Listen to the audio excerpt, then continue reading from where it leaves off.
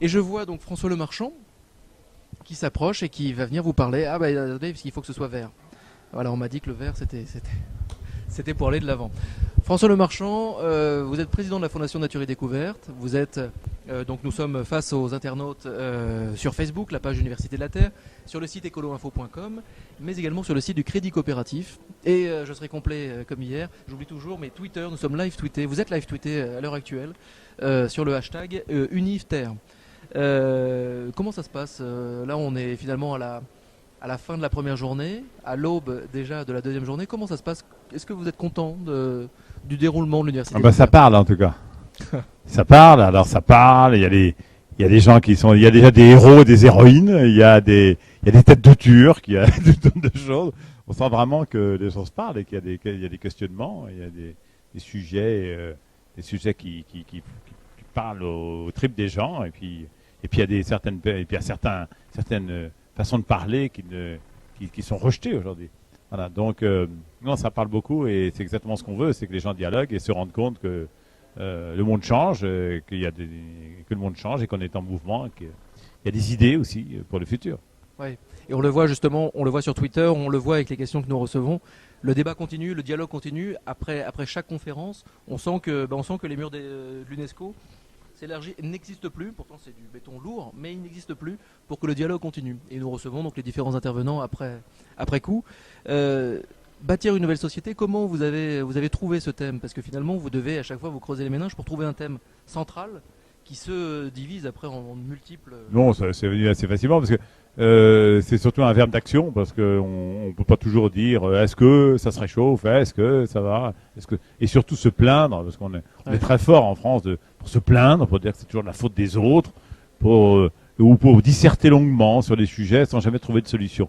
Donc là, l'idée, bâtir une nouvelle société, c'est se mettre dans un verbe d'action pour dire c'est notre problème à nous. Hein. Montrons des gens qui vont faire quelque chose et puis retroussons nos manches, ne disons pas toujours que c'est la faute des autres. Et je crois que l'histoire alors, on a beaucoup parlé du Japon aujourd'hui, c'est incroyable. Ouais.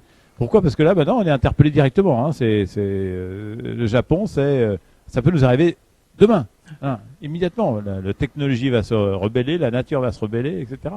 Et ça crée des drames humains, industriels, écologiques absolument dévastateurs. Et regardez le Japon, ce que c'est devenu en quelques semaines. Hein, et si ça nous arrivait à nous?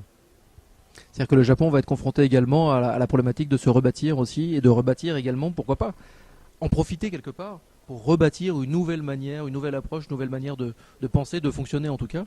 Est-ce que vous êtes optimiste, vous, pour la France finalement, pour la France ou même l'Europe, dans le fait de se rebâtir, d'évoluer vraiment de manière positive? Bon, on a tout ce qu'il faut, en tout cas on a tous les ingrédients, hein. C'est assez comme les cuisiniers, hein. Il y a tous les ingrédients sur la table, seulement on est peut-être tellement court-termiste, qu'on était tellement heureux à court terme encore, qu'on n'a pas envie de regarder le long terme, seulement pour être très heureux dans le futur, il faut commencer à faire quelques sacrifices, et bouger un petit peu, changer nos petites habitudes. Donc tout est là, c'était Bertrand Piccard tout à l'heure, qui avait fait, c'est absolument remarquable, et qui disait souvent que le court terme était bien souvent là. On est très très séduit par les courts termes. Il disait dans mes courses autour du monde, les solutions à court terme sont toujours les plus séduisantes, mais c'est pas les meilleures. Donc soit on peut aller très vite là où il faut pas, soit on peut aller lentement là où il faut. Et aller lentement là où il faut, c'est en général assez long et c'est long-termiste. Nous avons une question de Laura. Enfant, imaginiez-vous être parmi les personnes interrogées? Et finalement, enfant, est-ce que vous auriez imaginé un seul instant concevoir, amorcer cette université de la Terre et être interrogé sur l'avenir de la planète? Je crois qu'enfant... Est-ce que vous étiez un enfant Non, j'ai rien pensé. Il y en a qui pensaient qu'il y a de Napoléon quand tu étais gamin ou président de la République, ou qui pensaient être président de la République en se rasant le matin. Bon, non, je suis pas comme ça. Je pense que c'est les circonstances qui font que j'ai plein d'amis, j'ai plein de gens que je fréquente, et puis j'aime bien faire les choses avec les autres. Voilà. Et je me trouve dans ces circonstances-là, avec la capacité d'avoir un grand réseau de gens de toutes sortes qui sont d'accord pour venir discuter. J'ai un autre réseau qui parle par Nature et Découverte, qui fait qu'on a des millions de clients qui sont prêts à venir.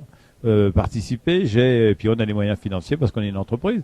Bon, voilà, toutes ces circonstances fait que autant utiliser tous ces ingrédients que j'ai à disposition pour le mettre au service de quelque chose qui vaille le coup. Mais on a, je pense, tous la capacité de faire quelque chose, chacun à notre petit niveau. Toute l'idée, c'est de ne pas justement baisser les bras. Ça, on en a parlé beaucoup. C'était une de mes questions rituelles, finalement. Chaque intervenant qui passait, c'était de leur demander comment ils faisaient pour ne pas baisser les bras. Parce qu'on se retrouve constamment dans la mise en place concrète d'utopie, par exemple, on se retrouve constamment face à des moulins, face à des murs, Comment faire pour ne pas baisser les bras? Comment faire pour continuer d'avoir la pêche? Comment faire pour avancer? Ah, c'est vrai que l'esprit négatif et négativiste est tellement fort et la critique, mon Dieu, la critique négative. Oui, le oui mais français, mon Dieu, quelle horreur. Ça devrait être deux mots qui devraient être interdits dans notre langage. Oui mais, voilà. Si on pouvait avoir un oui franc et massif en disant oui, on se retrousse les manches, on y va, et puis on verra bien après. Voilà, c'est ce côté, voilà, c'est ce côté cartésien peut-être que nous devrions, qui a été un peu trop fort dans nos cultures, et ouvrons-nous ouvrons-nous au rêve, ouvrons-nous à l'aventure. On est peut-être un peu trop bien là, dans nos frontières. Voilà, vive le grand large. Ça pourrait être une bonne fin, mais je vais juste poser la toute dernière question. Quel serait le verbe que vous emmèneriez avec vous? Alors, pas forcément sur une île déserte, mais quel serait le verbe qui résumerait pour vous bâtir une nouvelle société? S'il y avait un verbe, si vous deviez retenir qu'un seul verbe. L'amour, bien sûr. Alors là, on peut pas conclure autrement. On conclut par l'amour. L'amour au sens large, bien sûr. L'amour de la vie, l'amour du futur, l'amour de la terre, l'amour des autres. Tout est là. À partir du moment où il y a l'amour, c'est une formidable énergie et qu'on peut tout faire. Merci François. Merci beaucoup et félicitations pour cette belle Université de la Terre. Bonsoir. Nous allons poursuivre notre Web TV en direct sur Facebook, Twitter toujours, et en direct sur le site du Crédit Coopératif et du site écoloinfo.com. Au revoir François, merci.